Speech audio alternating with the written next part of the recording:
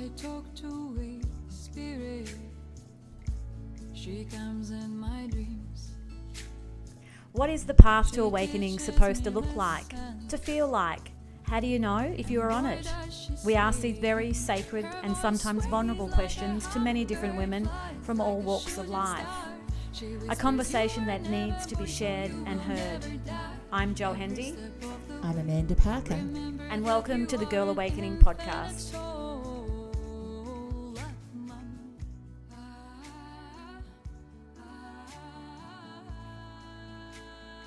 Good morning, Amanda. Good morning, Jo. Here we are. Oh my goodness. I was about to say that too. Yes. We've been so lucky lately to be honoured to have these wonderful women from all across the globe. And I think the last probably 5 or 6 interviews that we've done or podcasts that we've done have been from women from America or Canada, which has been really beautiful. So there's incredible energy happening around the planet, but in particular, so much change that is being reflected out to the world. And I think there's so many people stepping up into a space of empowerment, let me say that, which I feel is literally just being seen more. And one of the values of the communication that we have access to these days.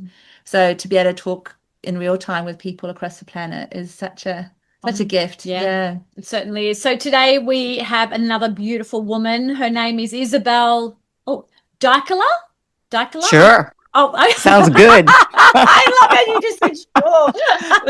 I'll wear that. Apologies if I said that wrong. She is all a visionary, good. holistic wellness expert committed to guiding you towards inner enlightenment and spiritual healing. In her one-on-one session, she crafts a sacred space where you can engage in a genuine conversation with your angels. Oh, I love that. By stepping aside with intuitive grace, Isabelle allows infinite intelligence to channel through your energy, sparking a transformative experience that nurtures deep relaxation and emotional release. Her innovative work features the harmonic egg, which we will talk about at the end of the podcast with Isabelle because it's very interesting. A revolutionary modality that employs sound and light therapy to restore balance and cultivate lasting calm, which we all need right now. So much. Inspired by her own journey of awakening and personal transformation, Isabelle empowers you to access your inner wisdom, fostering healing that endures well beyond each session. Experience the profound power of intuitive connection and let your energy harmonize with a higher intelligence for more peaceful, rejuvenated life. I sound so good. Doesn't it? Thank you, Isabelle. Welcome to Girl Awakening. Book us in. Thank you. I like that. I sound fantastic. Book a session. And it's gorgeous that the angels are a part of your offerings to humanity, because we work with the Drawing Virtue cards simply by nature of the fact that they just offer like they resonate, and it's all about the angels, and our card today was energy work. Oh, yay. So Nice. So here you are offering the energy work, which is so going to be so beautiful to walk into with you. Let's live up to the card. Yeah, let's live up to the card. And we're going to ask straight up, because we've got a lot of energy in the space. How did your awakening begin, Isabelle? Just as we were talking a little bit in the beginning when we were saying hello to each other, I have to give a beginning point, but the longer I'm living and the further away I am from these appearance of the beginning point, the start point, I realized that it started way before that. But it would take too long to talk about all the little gentle nudges and more subtle push that life brought. But for the sake of this conversation, I would say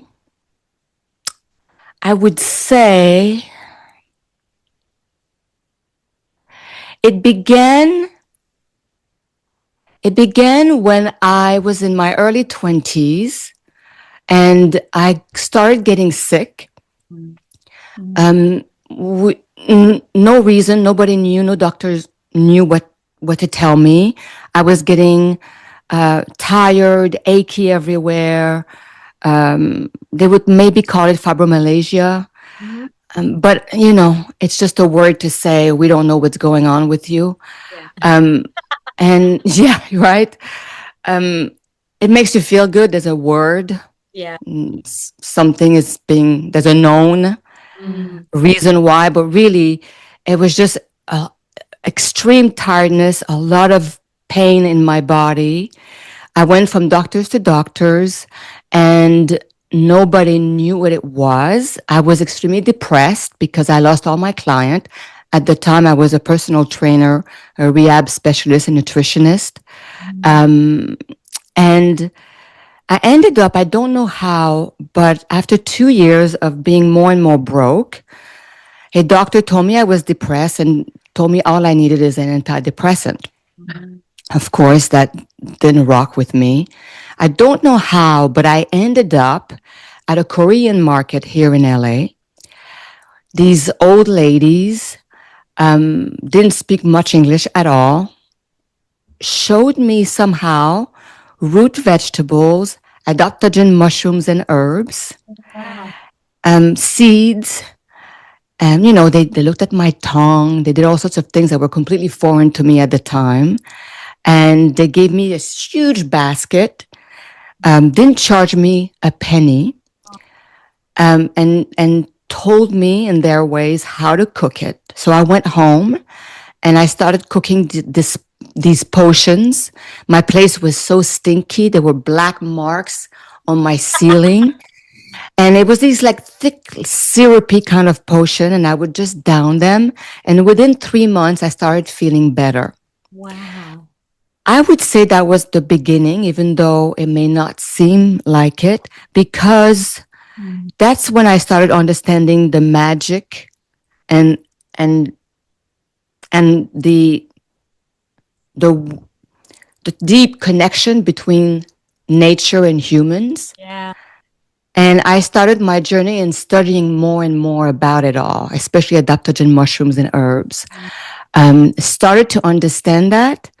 And since it got me back, I understood somehow through drinking these potions and sitting home that my emotional state and my mental state was connected to my physical state. I don't know how I got to that at the time, but I remember I got it.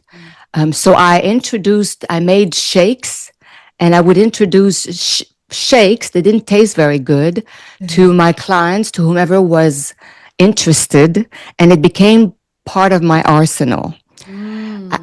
I would say that was my first less down-to-earth 3D version of myself, where I started venturing somewhere else. I had car crashes before that. So the theme in my life is I have to be hit really hard physically to get it. Yeah. So really slow brain sizzle. I was not one of those that awakened when I was 5 and spoke to angel, like none of that. Life had to just slap me in the face so freaking hard. But I had several car crashes as well, where moving around was very difficult and would take me years to rehabilitate myself. That was prior to that story I just told you. And I remember having a sense that my vanity was taken out somehow through these hardship, meaning that I got scared so many times on not being able to walk, and I was very athletic and loved moving, and realizing, oh my God, I need to be able to move and be healthy. Like that was my first wake-up call on who cares what I look like. Like I just want to be well. And I had that again in my last big wake-up call. That would be more obvious for most people is when I gave birth to my boy 17 years ago. I gave birth at home. I was 40 and I was not able to really walk for 10 to 12 years after that. Oh, wow. Yeah. And that was the big one. This is when I say I needed to be hit hard. Yeah.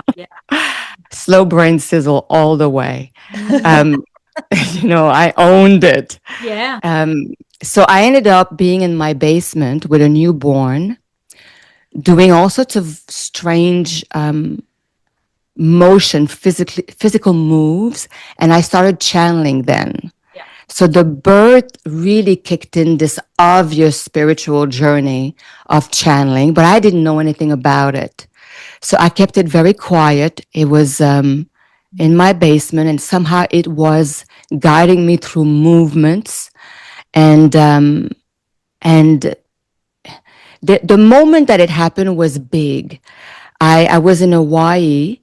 I was doing a rehab move, like just 90-degree with my legs, and I was alone. I was really sad.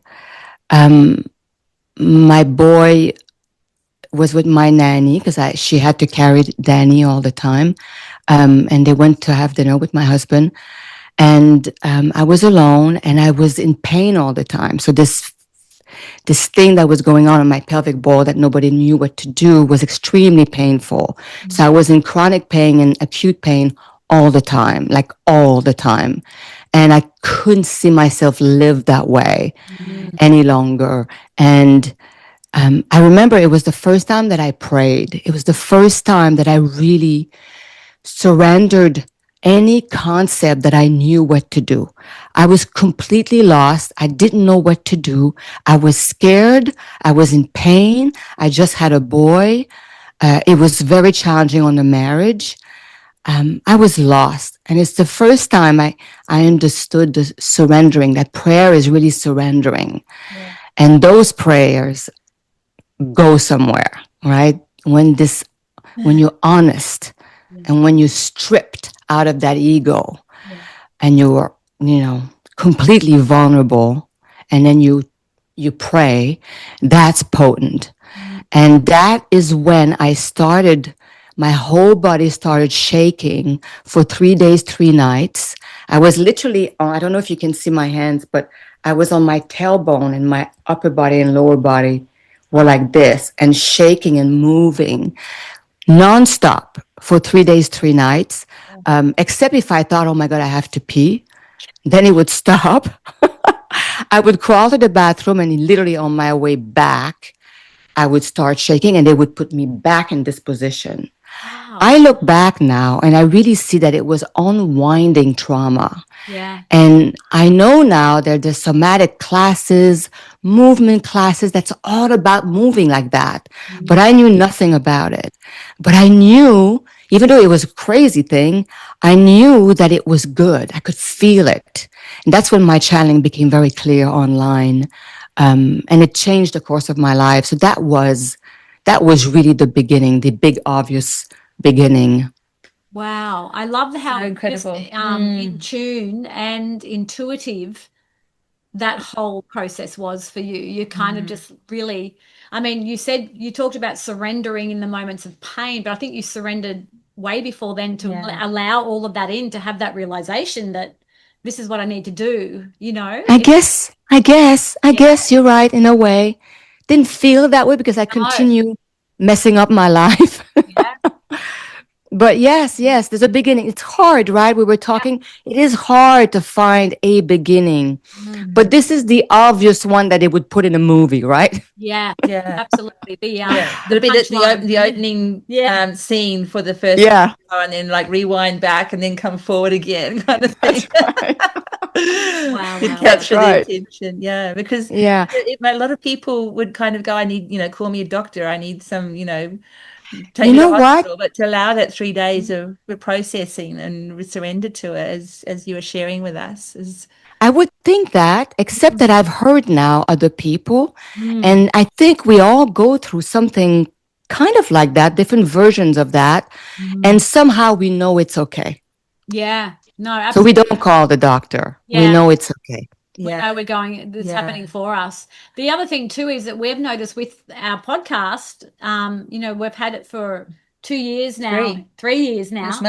Oh my goodness. And it's like the majority of women that come in that say they went through some kind of illness or some kind of bodily pain that cracked them into this new space where, they could no longer, I hear you talk about car accidents. That's another thing too. It's accidents through, a car accident or, Yes. They've been that the universe has given them a big whack to say you no longer need to be here anymore. You need to be over here, and if you can't see that, I'm going to show you, kind of. Yeah. And It's like birth, right? Yeah. Birth is painful, but oh my God, is it worth it? Yeah. And Yeah. it leads to the greatest experiences that we can have if we, you know, Yes.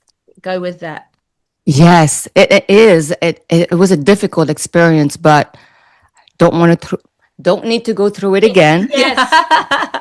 Making me that very clear. But I don't regret it.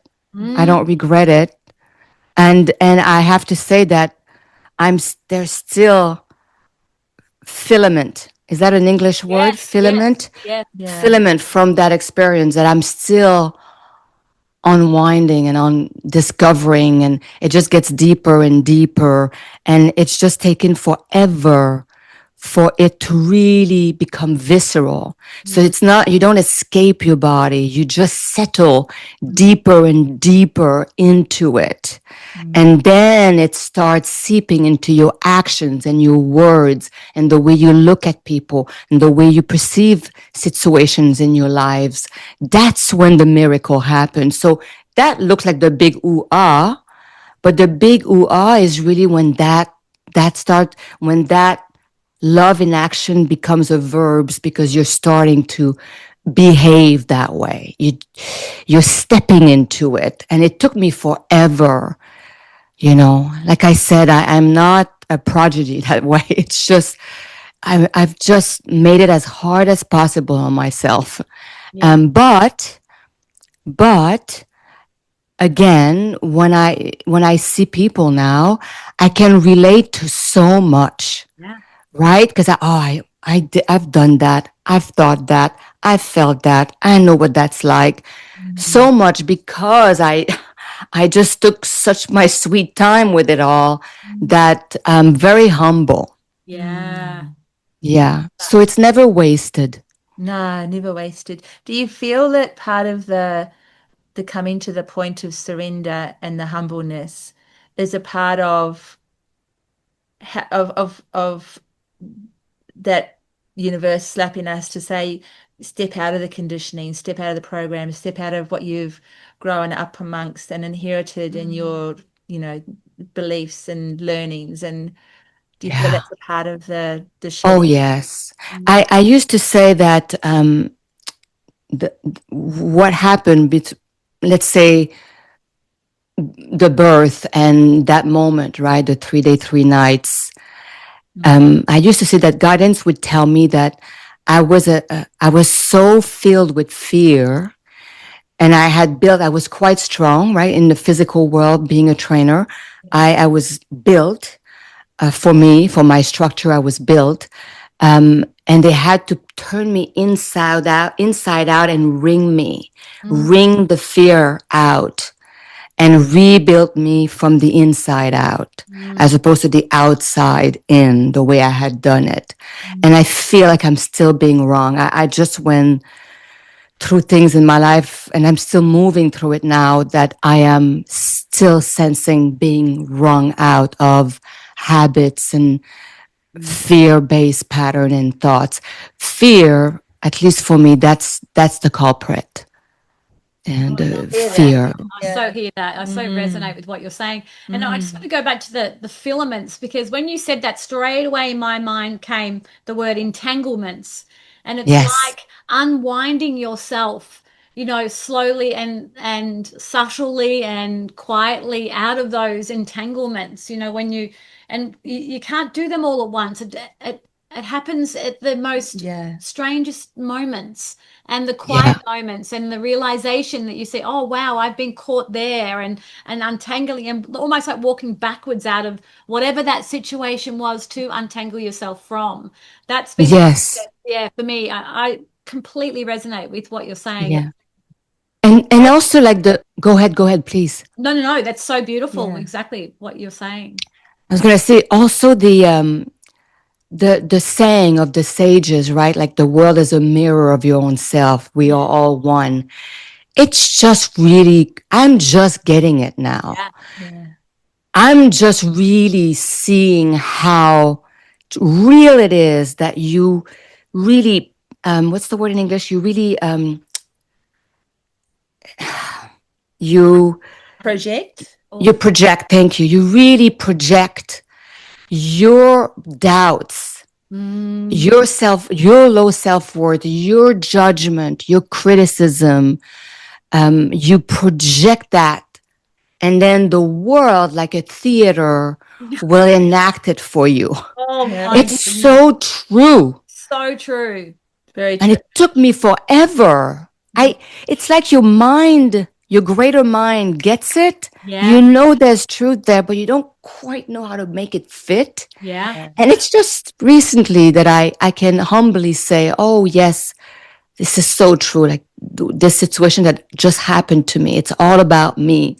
So when they say, when everybody's talking about the world is a simulation, yes, it is, but not in the fearful manner with the robot or whatever the picture is that comes to you when you hear that, but more, it is all happening inside your mind. Yeah. Because I am projecting these non-loving thoughts that are not creative, that are sabotaging my well-being on all levels. I am too dense to get it from the inside. So I'm going to project it, and it's going to act itself out, and it's giving me a greater chance to see very clearly what it is that I'm dealing with. That's what's happening. So it is so true that it's a simulation, because you live inside God. There's no outside God. It's all within, all of it. The bad and the terrible and the ugly as well. It's all there. Your mind is all projecting, and the world is at your fingers. You really can project what you want. And the thing is, why isn't that happening? And I've been wanting, because you can't fake it. Yeah. You just can't fake it, and it needs to be 100%. You're just projecting exactly what it is that you are, right? So you cannot fake it. So if you ask yourself, how come, then you need to go back inside and look at the outside situation and the human beings and what they're triggering in you, what's scary, what are you so angry at, what are you so defensive about. I'm moving through that right now. What is it about that? That's mine. That's my lesson, right? And back to therapy. Good therapy is that. It's like, okay, we know we can point a finger, point back, check out what that theater is all about, because it's your theater. It's your play. And it's just now. I mean, that happened decades ago, and it's still seeping in. It's still seeping in. It's another layer of revelation in this space, though, isn't it? I feel like, as you're saying, like the density, there's something that shifted in, the earth herself, or I don't know, where there's more visibility available to us to go, Yes. I can see more clearly now, or that ability to, like, say in the 70s, when these or these Korean ladies that initially gave you these, healing herbs, and in the 80s, yeah. And there's a lot of things happening in the 60s and 70s, but even then the density, that word that you used, was there, and the lightness of being is coming in, I feel, so that we are seeing more, another layer, another layer, another Yes. layer, and there's more truth available to us if we allow ourselves, as you say, to be in here. And yes, so well said. Absolutely. And I think this is why, if you buy what I just said, if that resonate with you, then look at the world right now.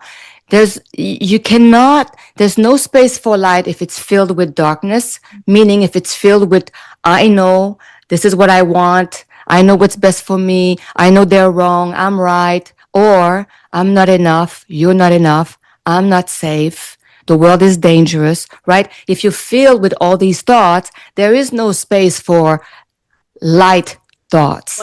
Yeah. Right? And so you look at the world and you realize, oh, I see. The dark needs to come out. We need to see it. We need to acknowledge that it's a reflection of our own private day-to-day.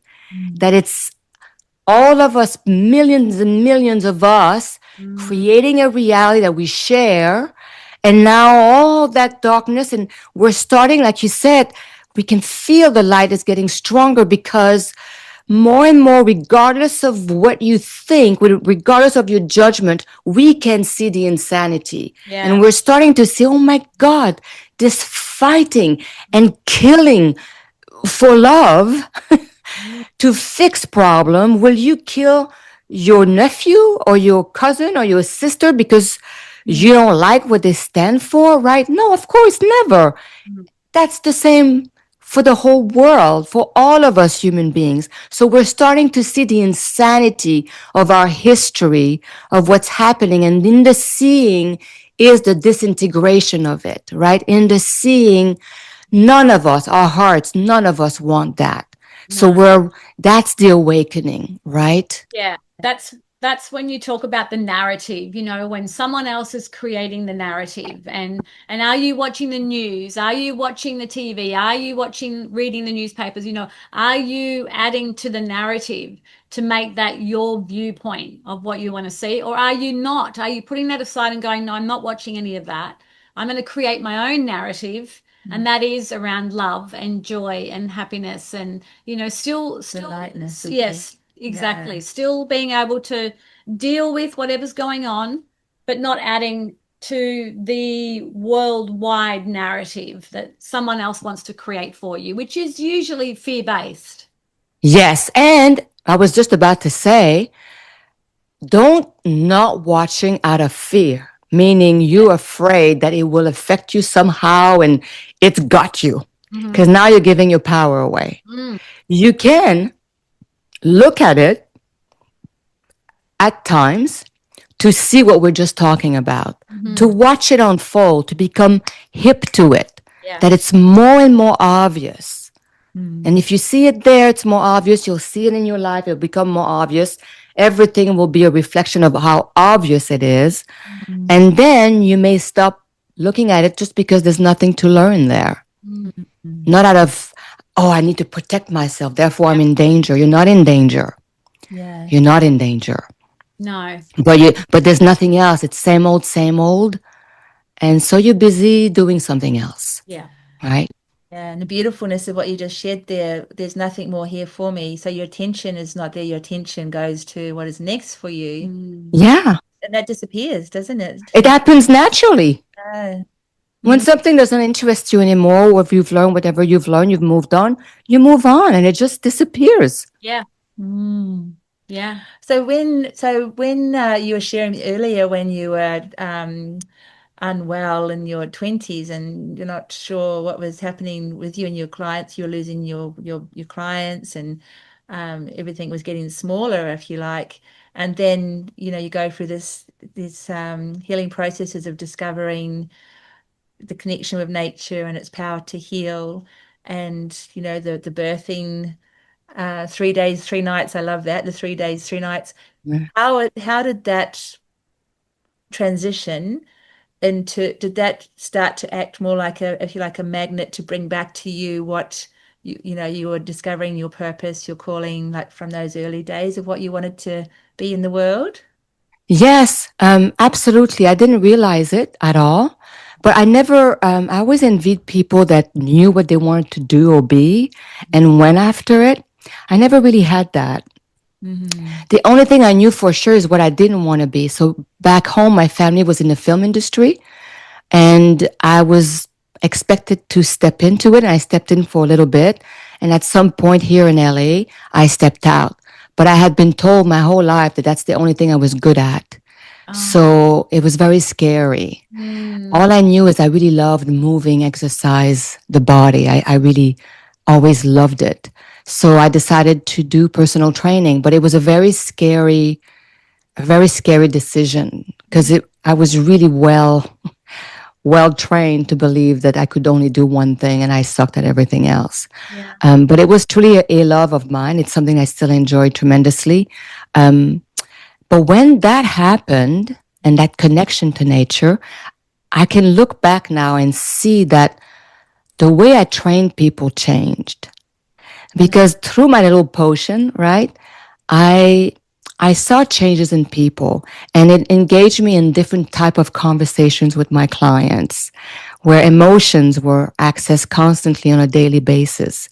It was more intimate that way. It became more human, my conversation, and again, just hindsight, I can see that my deep interest was in their humanity more than getting them in shape. I loved it. It was fun. And it's amazing to watch someone feel stronger, healthier, more able.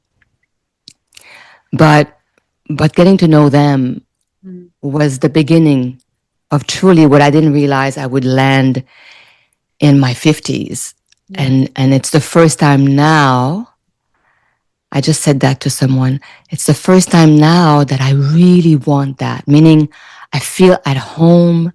That's this is it's a never ending growth. Like it goes so deep. I know it will never end. And I'm feeling very just how I've landed. It could lead me wherever it will lead me, but I've landed. So it's the first time that if you were to tell me, oh, are you doing what you want to do? Yes, I'm being who I want to be. I'm learning to be more and more who I want to be in this job that I'm doing now. And I'm 58. Again, slow brain sizzle. I don't think we ever stop. No. We don't ever stop awakening. We think one day we've got it all together and this day is brilliant. I've had such a great day. And then you wake up the next day and you go, holy shit, what happened? Why am I feeling this way today? A lady on a podcast the other day was saying, that she's realized that life is just a game, and when you crack the codes of the game, it becomes fun, and I hear that's what I hear from you, what you're saying now. You're now having a little bit more or a lot more understanding of when something comes up, how you can deal with that. It's not a lot of people are still living in this game of everything's happening to me, it's all happening to me. And I think when we start to understand it's all happening for me, and then by me, through me. And then through me, it completely changes the game of life. You actually have to look at things like it's fun. And when shit starts to happen, you can go, wow, okay, thank you, God. Thank you, universe. What are you trying to tell me? It becomes like you become like a curious cat about life, and it becomes fun. Yeah. I want to ground that because life can hurt. So it's a game. Yes, I get that. I get the wisdom behind it. But for me, at least, by no means am I saying that the game will not hurt anymore. No. It hurts. There's terrible things that could happen that will hurt. If you've had the great opportunity to practice in the little hurt so that you do not fall into the abyss when the big hurt comes. This is when you feel God's hammock. You land in God's hammock as opposed to landing hardcore on the ground. That's the game. Like I'm never comfortable saying the game because I can see where people can go with that. And I'm not a master where I feel that I'm living that reality of it's a game. I get it. And I get the wisdom and the truth. But I just want to verbalize for all the people that are in pain, that could be listening and going through terrible moments, that it doesn't change the fact that life can really bring some hard situations that will hurt. And what happens is what you said. What happens is if you've practiced at not being horrified by the little hurt, the little hardships, you practice. It's like going to the gym. You can't pick up a 50-pound barbell and squat it. First, you squat your body weight. So hopefully the new generations, because it's kind of new, all this for us. I mean, we know it's hundreds and thousands of years old, but very often the younger generation, I feel, hear all this more than I did when I was 10, 15, 17. It was not around. We didn't have this technology, so you were not encountering these conversations as much. So you practice, like I urge people to practice if you're a student, when you don't get the grade you want, you don't get accepted in the school that you want, an adult, if you break your knee or whatever, like all the stuff that's really not cool, but it's not life or death, and it's not gripping you with fear. You're not homeless. Yeah, I could give tons of example, but wherever you see it in your life, practice seeing, like you said, what is that? What is that reflection here? What am I learning? What could I get? If I was told you have to get something out of this, if you got a gun in your head and you must find something out of this that's serving you, what would it be? Practice it, because you will have hard times, and you need to practice. And then when you practice, it still will hurt, but this hammock, these filaments, the sense that you're being held somehow, that you're not alone somehow, your heart hasn't shut down, it remained open, it will allow you to land in a softer bed and get up again and start your life in an easier manner. You will see what it is that you can get out of that, what you can share with the people around you, because hardship never happens just to you, right? It happens for everybody involved, all of us that are living through this particular situation that's affecting all these people. We were all there for that moment to get something out of it, and the very soul that is subjected by a human being through that hard moment, that soul knew that it would be witnessed, family member, friends, whatever. So every hard moment is a big moment for many, many. So you practice so that you can do it. It can be nicer. The practice, I think, is the thing that often we forget, isn't it? We always seek the instant, which I think is why we want to say, like, in the density of life, farmer is so attractive, because it's the instant answer to something. But in life is a practice, isn't it? It's like and it's true, like from the most basic level to all the way up to what we call spirituality. I know. Thank you. Yeah, that was beautiful. Thank you. It was like listening to a sermon then, in the most beautiful way. It was like being in. Oh, it's so nice to have these conversations. It's always just, it's like food, right? Like having a good meal. Yeah, absolutely. Yes. And the resonance of it is very impactful. I know that Esther Hicks, who she's so lovely. Love her. I remember getting asked when she was channeling Abraham a very, very, very, very long time ago, one of the first videos that I watched, what do you miss about, because in one of his lifetimes he was human, and what do you miss about being a human? And they said the contrast.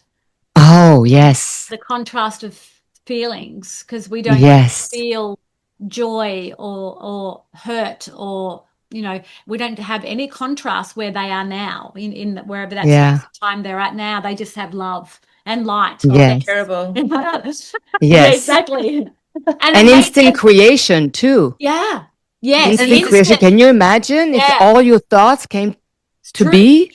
Oh my God. Yeah. But it made me stop and think, because I'd never imagined that, how grateful we are to be able to have the contrast of feelings and emotions here on this. Yes. Yes. And when you talk about grounding into those feelings, it's like, that's so true. It's okay to look at life as a game. Yes, it is. But we're here to experience the contrast of all of that too, which is somehow it seems like it, right? So it's always challenging, even though, I have my own connection and my own conversations.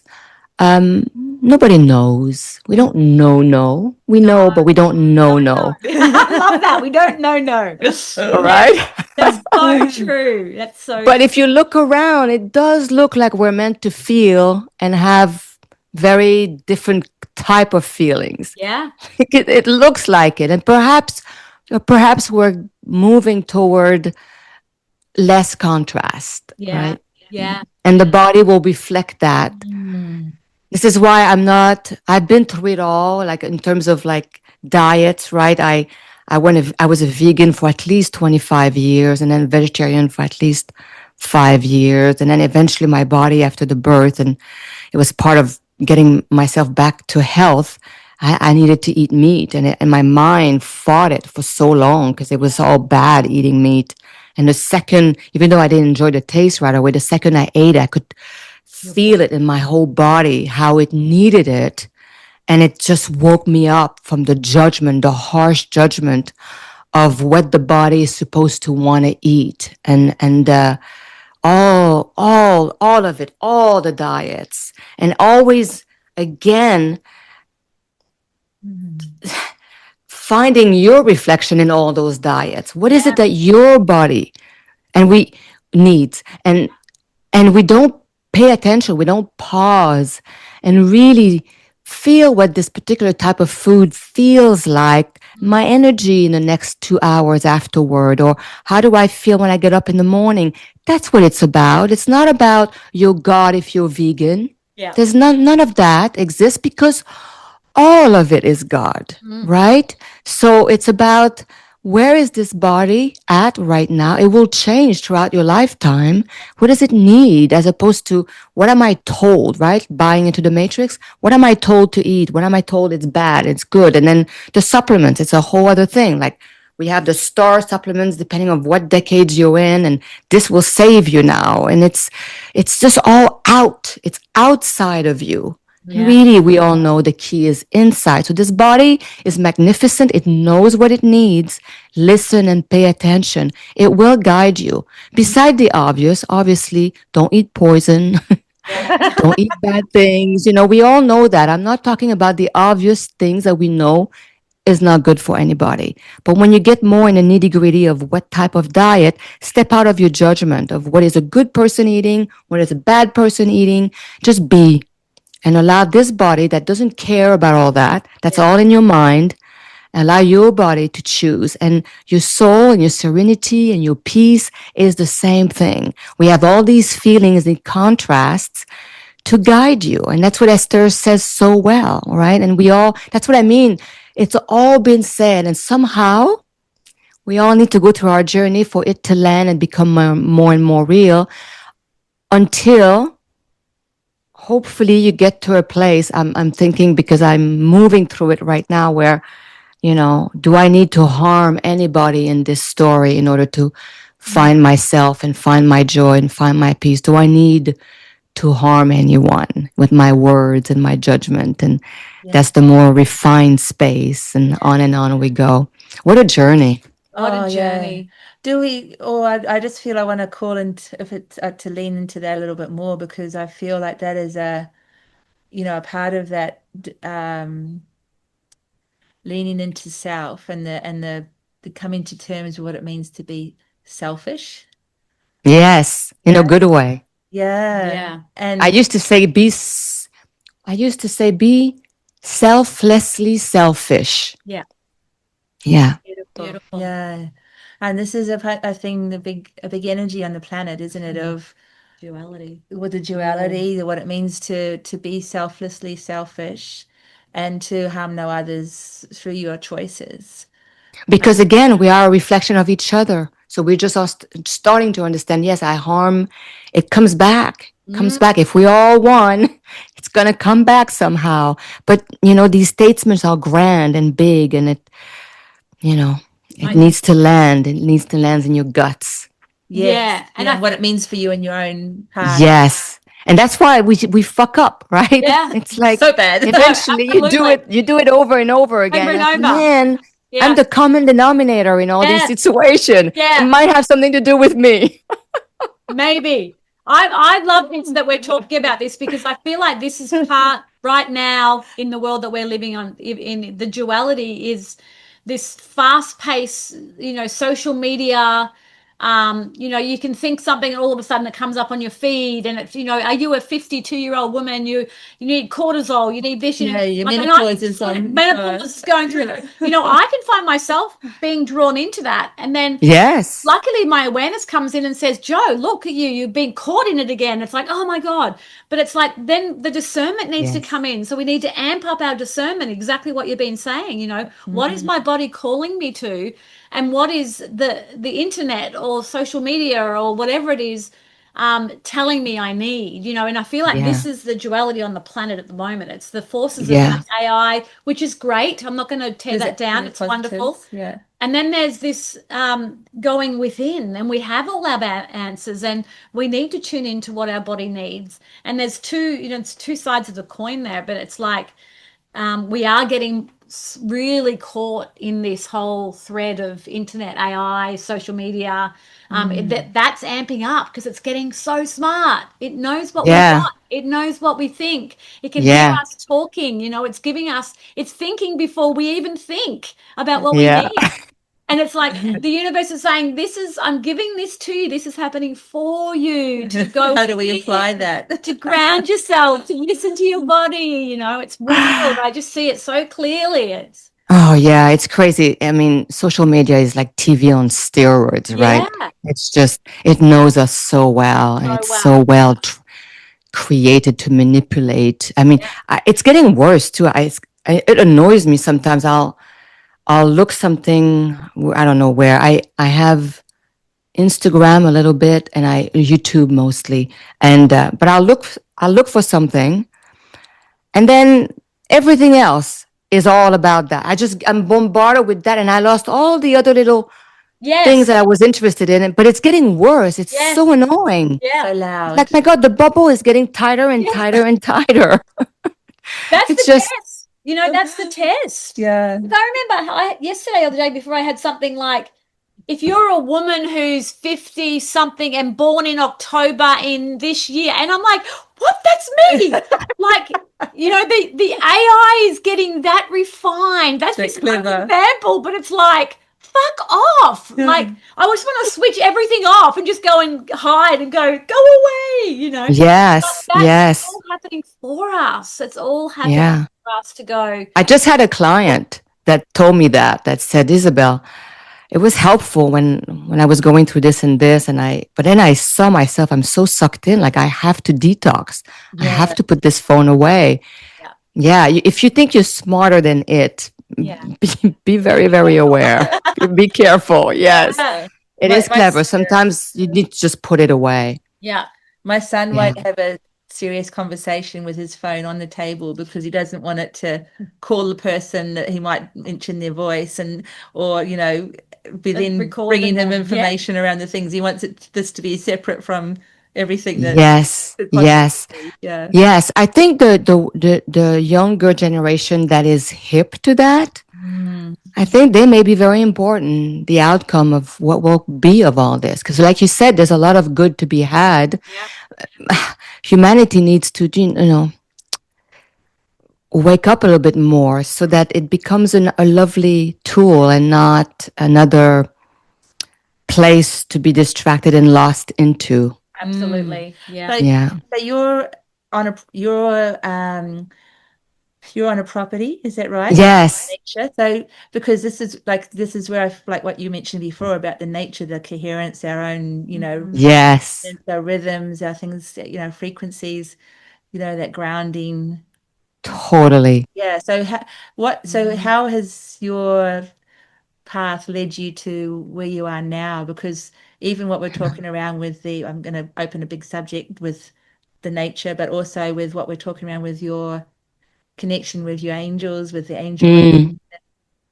There's a whole lot of clarity that need for your system to be in those conversations and your relationships with your clients and what you do with the frequency egg that's been sort of dive into. So where have your choices led you to have the freedom in your bubble to do what you do. Like, Yeah, I don't even know exactly how I got there, but I'm there, so I got there.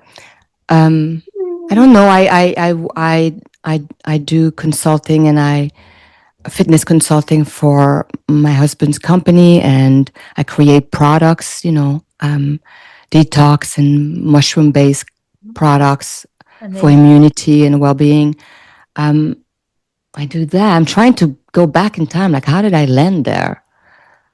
Oh, we got that property, and yeah, I won't be coherent. I just remember being on that property and telling my husband, I want a temple there. I'd like a temple there, and him saying, go for it. And yeah, it's very strange. I've never been asked that question. I don't know how it landed there. It was a big bridge though. But anyway, we got the property. But I think it started with the fact that I was channeling. And that's how it started. Thank you for that question. I could feel you like working it out. Yes, I was like, how did I get there? You're going through the filaments. That was tripping over some of them. Sorry, people. I hope I'm not too incoherent. That's how it happened. So part of my arsenal was body work, and I was doing something called Qine Tsang, which is a Chinese modality that works a lot in the belly, the whole body as well, but really blood flow and knots and entanglement within the body. And you work with your forearm, your hand, and your elbow. Beautiful modality. I was told that it was taught to Chinese people by doctors who knew that the people didn't have the money or the ability to go see a doctor, and they would learn that modality that would help a lot for their well-being. But it's a beautiful modality, very much emotional, physical, connected in the way that it's being taught. And I loved it. I did it for 8 years. And then the whole thing that I told you happened.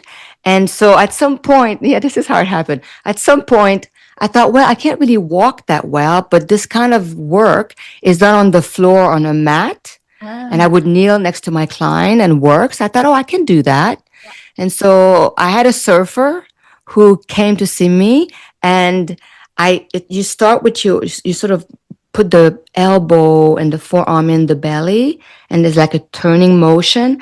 And I went like this, and my hands went up, and I could feel energy like it was water. Yeah. And I remember literally thinking, can I swear here? Yes, of course. I said, fuck, not that. I can feel it just now.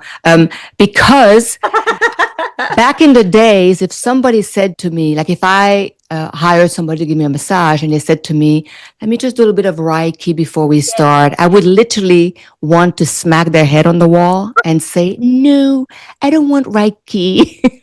Like I had such an attitude, harsh judgment. So back to this moment when my hands went up and I could feel, I was like, fuck, that's energy work.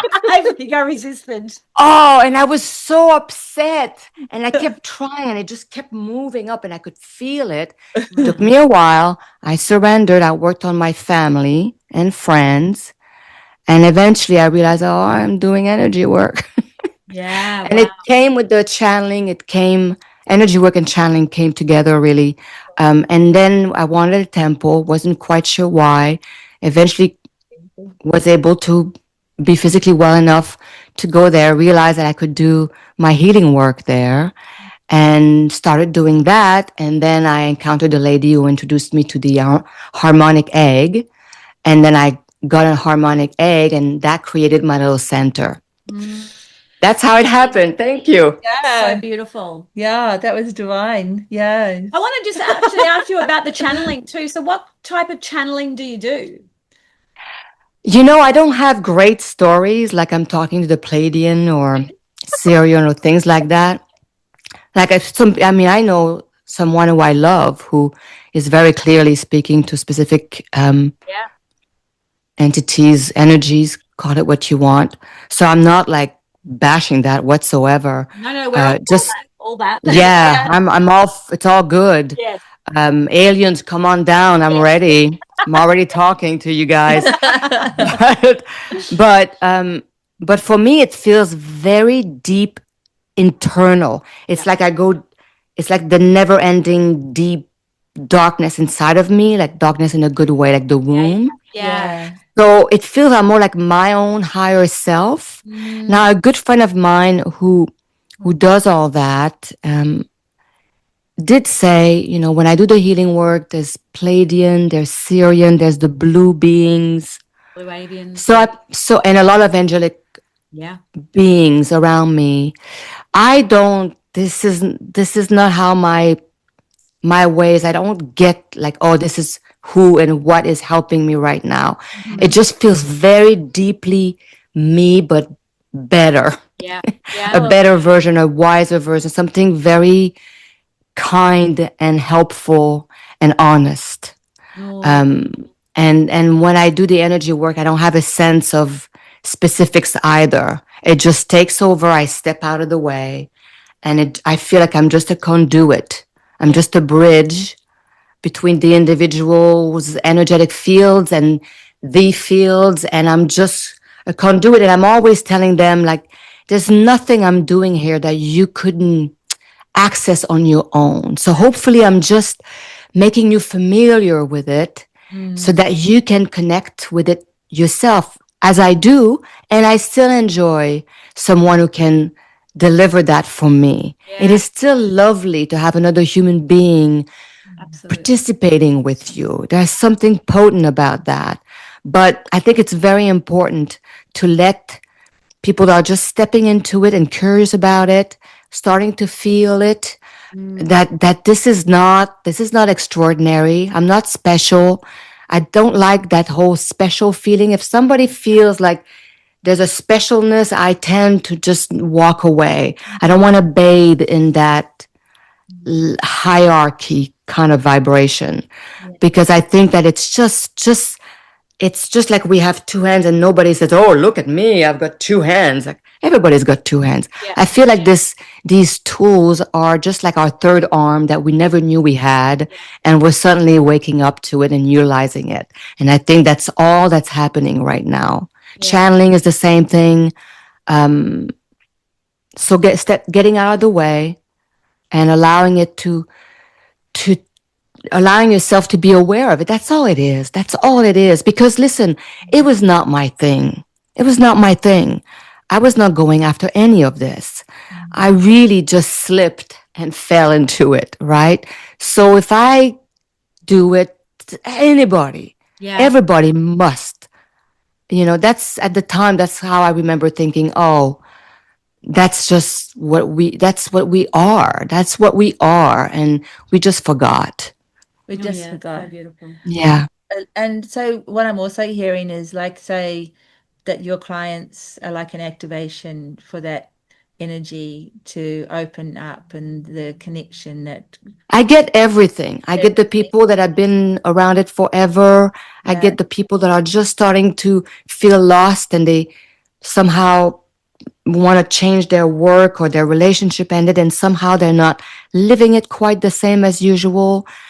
And they somehow end up with me. That's also what the harmonic egg is doing. So just for your audience, the harmonic egg is literally a big egg that has sacred geometry within it. And there's a beautiful, comfortable chair that goes to zero gravity inside. And there's light on the top and the bottom. And you sit there, and we, before you get in there, we decide songs and lights for you that are appropriate, depending on what our conversation was about. And you're in there. I close the door. So the sound and the light, because of the way the egg is shaped, is moving 365 up, down, and around. Wow. So it's like it's like almost humidity, right? It goes through your whole being. And it lasts about 40 minutes, and then you're there for another extra 10 minutes of quiet to process it. And it really is a central nervous system reset. Yeah. It really is. You come out of there, even if you've never meditated in your life, you will have that chill vibe, like you just did an incredible meditation. It really acts as this fight or flight part of yourself. It calms you down. So it allows that part of your mind that's fighting imaginary monsters all the time. Just put your We know that. put your wrist down. Oh, I love that. Open up your hands. There's no Yeah. more fighting. Yeah, It just yeah. your whole being can just Surrender. Yeah. just breathe, and then the healing can begun because the body knows how to heal. Yeah. Right? We're just keeping it very busy. Yeah. So Yeah. it really access your body like instantly. It's amazing. And so people come out and we have very different conversation, more open, more trusting, calmer, less reactive. So, and hopefully if you do it on a semi-regular basis, it's to help you have a different default. Yeah. So you're not reactive, you'll be responding. Yeah. And you live your life in a calmer manner. And that's the whole goal. So that's how it's serving me so well. So well. My God. Look. So well, that's incredible. I just want to say, like, one of the things that comes to mind is, because I kept thinking about the name, the harmonic egg, and when you described the sacred geometry, and you know, when you're in there cocooned in that space and the energy's circulating 360, there's no corners, there's no hard aspects or anything, everything's so it's like you are in this vortex, which, you know, then becomes your own vortex because it was a reflection of you, but it's an egg, so when you come out it's like you're born again. You're like you're hatched. Paula, you're born. Divine. This couldn't be more perfect. Yeah. It's so simple, and I love it because it has no EMF. I'm sensitive to EMF, but also I feel very safe having a newborn, a pregnant woman, a sick person, because it really is just light and sound. So it's harmless, and it's literally what affects us all the time. These light affect me a certain way. I step out, it's sunny, the little birds are chirping, I feel the wind, the light is kind and gentle and pale yellow, and my whole system will react to it. You step out, you're in New York City and everybody's late for work and it's raining and everything is loud, it will affect you a certain way. So it's so obvious, right? So it's just a focus of that for your highest good. Thank you. On our closing, because we have come to the end of our podcast, I just want to talk to you just on exactly what we've just been talking about. I know that you would obviously be stepping into the egg whenever you get the opportunity to, but just for our listeners, what ways do you come back to center? What modalities or what practices do you do each day to keep you centered, calm, you know, aligned, grounded? I go about it from the opposite way. So when I don't feel, so I do two things, and I do them semi-regularly. One of the best way for me to feel what you just said is always nature. So, and it doesn't have to be the Amazon forest. I step out in my backyard and I pay attention to the sound and I pay attention to what I'm looking at. So I hear the birds. We are near the ocean. I hear the ocean. I see the green grass. I see the green trees. I see the leaves and the branch moving with the wind. I watch the bird go by. We have pelican going by. I honed in on that. So I step away from my thoughts and I just redirect my attention very, very real, like in a very real manner. Very, there's a word I'm looking for, but on purpose, purpose. So that's what I do every morning. I'm not good at sitting. I've done it on and off in my life, but I'm not the best at sitting and doing the meditation. So once I'm hooked in a little bit with that, then I also start thinking of my breath, because everybody's got breath. So of course, again, the masters have been telling us forever, but I do it. I know, and I don't try, in the morning, I don't try to do a specific type of breath. I'm always trying to tell people things that you don't have to go anywhere, be taught anything. Just start by listening to your breath, however you're breathing. Just listen to it, and you will see that paying attention to it, it will change all by itself. It will really radically change from the moment you started paying attention to it to however long you did it. So I go back and forth with my breath and with nature around me. So that's the way, that's my meditation. It works every single time. The other way, the opposite angle from that is when I am extremely uncomfortable, when something hurts, where I have a thought that I don't like, if I can, I don't dismiss it. Meaning I hear my nasty thought, or I feel the tension in my sternum or my throat, or the anger or the heat, whatever I'm moving through in my head. And instead of getting the phone or getting busy or engaging someone, I will pause and I will just sit with it for a little bit. Again, usually automatically I will start feeling my breath, but I will really sit with that discomfort. And it doesn't have to be for 20 minutes, literally just a few minutes. You don't have to fix it. You don't have to have a solution. You don't have to tell yourself why you're feeling it. Nothing. It's the opposite. Again, you just feel the discomfort because the body is wise. If you say, I hear you, I see that. You don't have to say it, but you can. And you just, like, your attention again goes into the discomfort. Something will happen. Something happens to it. And if it doesn't happen right away, please don't worry. Just repeat that whenever you can. Yeah. If you're on a business call, business call or a Zoom call, you can't do it right away. But when you're done, just wait before getting up. Try to remember what was said that made you uncomfortable. You don't have to fix it. No solution. Not who's doing what, who should have said what. None of that. You can, again, feel your breath and really sit with what was said that made you feel angry or whatever. So just pause and paying attention, literally doing what we all want as children. Be seen, be heard, be acknowledged for what it is that you're feeling and moving through. You're just doing little moments of that. It's so potent. You don't have to pay anybody. Yeah. You can do it all by yourself. There's no technique needed. And it's as old as the ages. Everything else we talk about is a version of that. But you don't need to go to Egypt. You don't need to have money. You don't need to even listen to YouTube after this call. Yeah, this is fun. This one. Yeah. But really, it's accessible right away to all of us. That's the thing that I swear by. Oh, I love that. I love that. Deeply powerful. Beautiful way. Thank you. To close this. You're welcome. To close this podcast off. That was really, really beautiful. Thank you, Isabelle. So just for our listeners. Thank you guys. It was so nice. Wasn't it? It's so nice. Yeah. Yeah, I feel very rich. Yeah, me too. Yes. Yeah. Oh, I'm so grateful to have been invited. Thank you. And I really hope people, feel that as well. I really do. Our listeners will love this. Yeah. They will they'll be deeply nourished. Yes. Yes. We've got the words.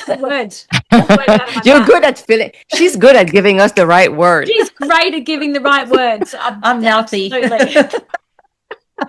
So we will pop all of the details about Isabelle at the bottom of the podcast for our listeners who want to jump in and follow her and all the magical, wonderful things that you are doing for the planet. So we are thankful for you. Thank you. For joining us today. Come visit you. Thank you so much. Jump in that egg. Yeah. Look, Google it. Look, they're a little bit everywhere in the United States. Let's hope that there's one near you. Yeah. Yes. We will look into it. Thank you, Isabelle. You're welcome. Ciao. Thank you. Thank you for listening to our Girl Awakening podcast. We are also on YouTube as Girl Awakening. We'd love to see you there with comments on how our guests resonated with you or your own awakening. Please share the love with a like and subscribe while you're there. A blissful thank you to Ksenia Luki, the amazing artist behind our theme song. We will see you next week. Bye. Bye.